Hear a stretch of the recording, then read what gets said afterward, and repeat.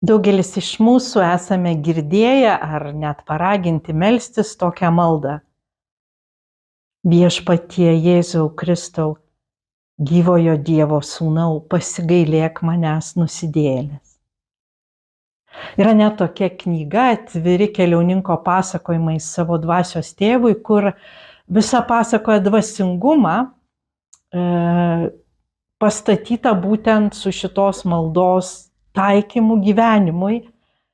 Ir aišku, tai yra labai radikalus toksai taikymas, kai žmogus viską sudeda į Dievo rankas, iškeliauja besimelsdamas ir tiesiog leidžiasi tos dvasios vedamas taip, kaip jau jį veda. Ir šita malda, ją ten meldžiasi daugybę kartų, tūkstančius kartų per dieną.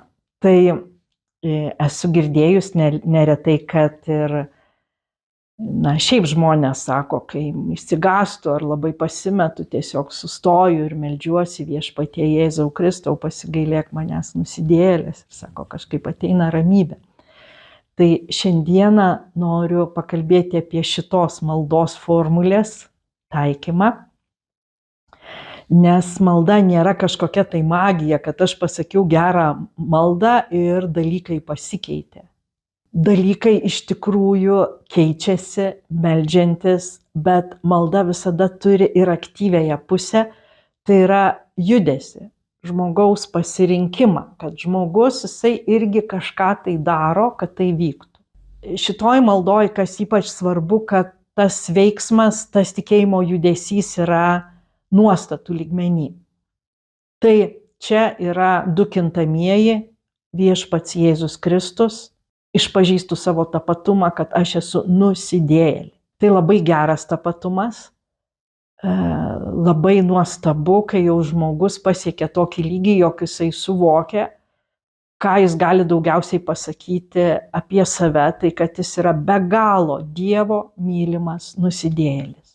Žmogus tada išpažįsta, kad jo gyvenimas ir iš vidaus, tai yra iš vidinių impulsų, iš kažkokių vidinių traumų, polinkių, nuolat stumiamas į veiksmus, kurie priešingi Dievo valiai ir neretai imasi tų veiksmų.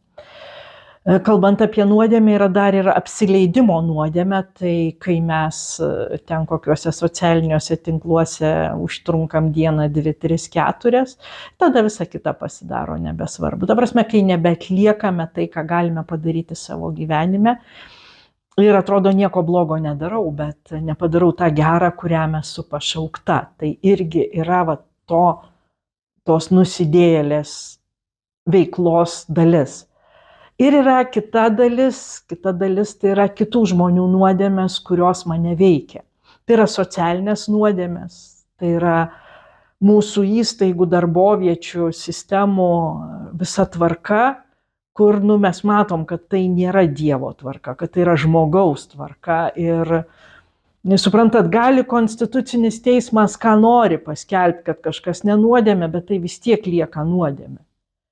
Ir kai tada reikia pagal tam tikrus įstatymus gyventi, tam tikrose srityse žmogaus jisai labai stipriai susiduria su savo sąžinės ir įstatymo vykdymu tokia trintim.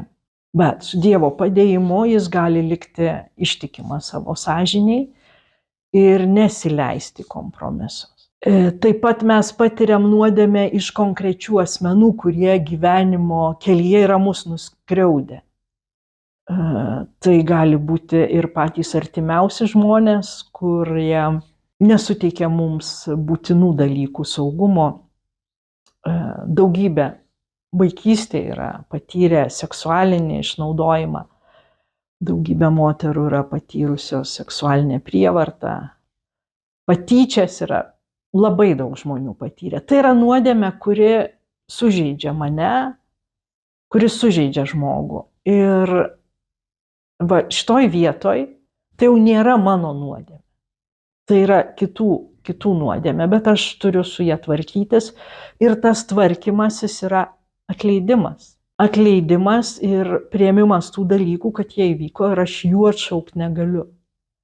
Dabar, kai aš gyvenu, sakykime, namuose su žmogum, kuris yra priklausomas, arba kuris serga psichinė liga ir, na, gal nelabai ten jau, sakykime, jo ten yra kažkokia tai atsakomybė už savo veikimą ar neveikimą, bet tai mane veikia. Ta prasme, tai yra bendras nuodėmingumas būdingas visiems žmonėms. Iš nuodėmės, iš jos, tos gimtosios nuodėmės, dėl jos egzistavimo iš viso yra ir mirtis, ir pažeidžiamumas, ir ligos. Vaikas nieko nepadarė, kad jisai turi gimti su kažkokia tai genetinė liga. Nėra asmeninės nuodėmės, jeigu mane nuplovė potvynis, nuplovė mano namus, sužalojo mane ar mano artimą žmogų. Nėra asmeninės nuodėmės, jeigu, na, kitas žmogus eisme elgėsi neatsakingai ir aš pakliuvau į avariją ir buvau sužalota. Vat visa tai yra apie bendrai nuodėmingumą, tą pasaulį, kuriame yra nuodėmė. Bet šalia tos nuodėmės žymiai stipresnis įvykis yra Jėzaus Kristaus atėjimas, jo evangelija, jo mirtis ir prisikėlimas, kuris sako, kad mes su ta nuodėme, jo galia, jo galybė galime tvarkytis ir būti išgelbėti. Kai aš meldžiuosi Viešpatie Jėzau Kristau, pasigailėk manęs nusidėjėlės, konkrečiu metu man reikia įvardinti, kuri čia nuodėmės rūšis mane slegia. Mano asmeninė, nes jeigu asmeninė, tai tada reikalinga asmeninė atgaila. Kito asmens nuodėmė, tai tada man reikia atleidimo tam žmogui, priėmimo, suvokimo, kaip man su juo bendrauti ar nutraukti ryšius. Ar socialinė nuodėmė, kur aš turiu prisimti savo poziciją ir kai yra klausimas išsaugoti savo darbą ar atsitraukti, deklaruoti savo pažiūras. Žmogaus teisės mums žada, kad mes turim teisę į religijos laisvę ir jeigu yra dalykai, kurie prieštarauja mano religiniam įsitikinimam, aš po šitą vėliavą irgi galiu bandyti atstovėti ir reikalauti, kad jie būtų pripažinti. Na, bet mes žinom, kad praktikoje neretai deklaruojant savo pažiūras vienaip ar kitaip, net jeigu tu ir puikiai dirbi savo darbe, tu susilauki vis tiek vienokio ar kitokio atmetimo. Tai čia nėra vien su pažiūrom susiję, vis tiek tose aplinkose, kur yra konkurencija, kur yra profesinis laukas, vienaip ar kitaip mes žmonės ieškom kiekvieną savo interesų ir vėl ten atsiranda tos trintys įvairios. Tai aš atpažįstu, kokios rūšies yra mane slegianti nuodėmė, kad aš kreipiuosi į Jėzų. Ir toliau yra antrasis kintamasis, tas, kur Jėzau Kristau pasigailėk. Tai čia man reikia gerai išmanyti, perprasti ir turėti savo širdyje nešiotis Kristaus evangeliją. Nes tas išgelbėjimas vyksta skirtingai. Žiūrėkit, kai pas Jėzų ateina visas raupsuotas žmogus. Pagal bendruomenės normas jis negali prieiti prie žmogaus. Jis turi šaukti, kad aš esu nešvarus, bet jis prieina supratęs, kas yra Jėzus. Puola jam po kojų ir sako, jei nori, gali mane padaryti švarų. Ir Jėzus sako, noriu, būk švarus. Pas jį atneša paralyžiuotą žmogų. Ir Viešpats jį išgydo. Jisai susitinka muitininką Zachiejų, kuris gerai įsitaisęs buvo valstybėje, gerai gaudavo pinigų, bet neturėjo ramybės. Ir jisai irgi troško Jėzaus. Ir tas susitikimas Zachiejaus, buvo toks labai aktyvus, sako, Zachiejau, greit lipk žemyn iš medžio, aš šiandien turiu pas tave vakarieniauti. Ir Zachiejus daro puotą, šventę, balių. Negana to. Jisai išdalina tai, ką prisivogęs, ką neteisingas pasiėmęs vargšą. Ir Jėzus sako, šiandien šios namus atėjo išganymas. Yra du broliai, kurie ateina pas Jėzų ir sako, padėk mums pasidalinti palikimą. O Jėzus sako, čia ne mano reikalas. Tai jei mes išmanom Evangeliją ir kreipiame su savo nuodėmės patirtim, gali būti, kad mums užteks atsiklaupti prieš Jėzų ir prašyti, kad jis padarytų mus švarius. Bet gali būti, kad mes gausime impulsą, kaip Zachiejus, atverti savo namų duris kitiems žmonėms, išdalinti savo turtą perteklinį, pakeisti savo profesiją, skirti savo laiką tarnystei, meilės darbam, iš esmės kažką keisti patys. Ir tikrai ypatingai su Faustina gailestingumo apaštale mes girdim tą žinutę, kad tikrai Dievas nori išlieti savo gailestingumą. Bet reikia to indo, į kurį tas gailestingumas gali būti išlietas. Ir ši malda yra to indo išvalymas, parengimas.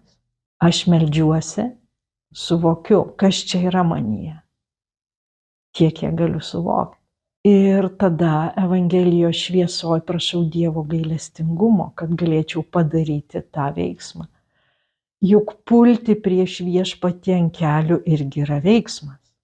Yra dalis žmonių, kurie atėję į katalikų mišias, niekaip negali atsiklaupti, jiem nestiliu. Tai vienas iš atsivertimų atsiklaupti. Yra žmonių, kurie negali savo pinigus atiduoti kitiems žmonėms. Labai susirūpinę, kaip čia panaudos. Bet tai yra viena iš atgailos formų. Dalintis tai, ką tu turi ir turi su pertekliu. Dalis žmonių negali atsiprašyti.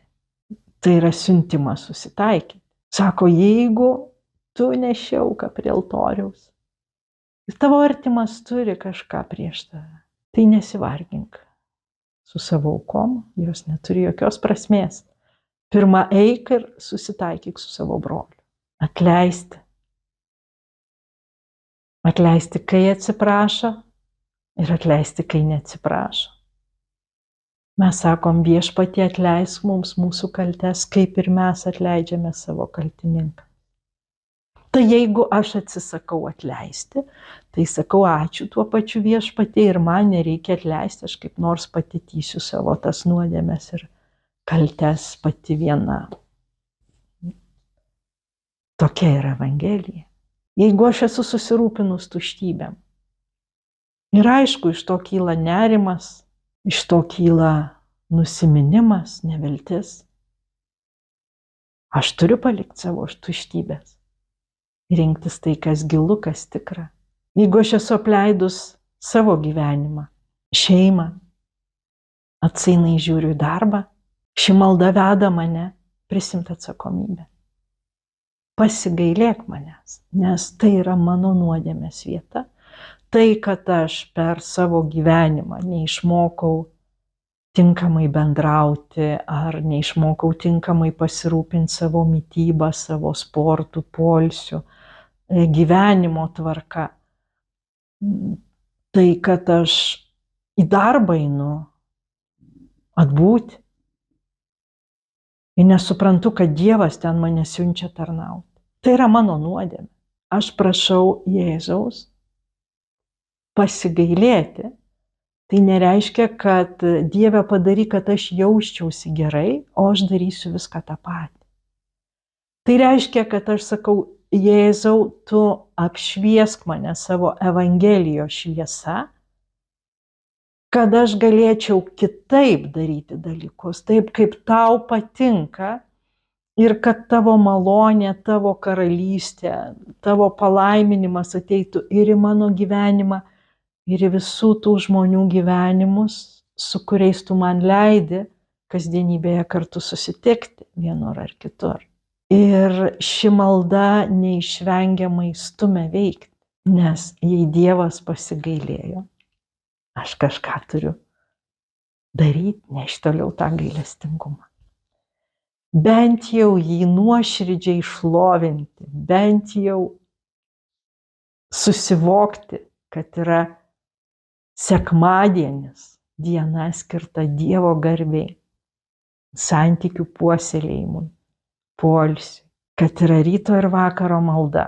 Ir kad visą tai darydama Dievo garbei, aš pati esu pripildoma jo malonės ir šviesos. Ir mano gyvenimas tampa šviesus.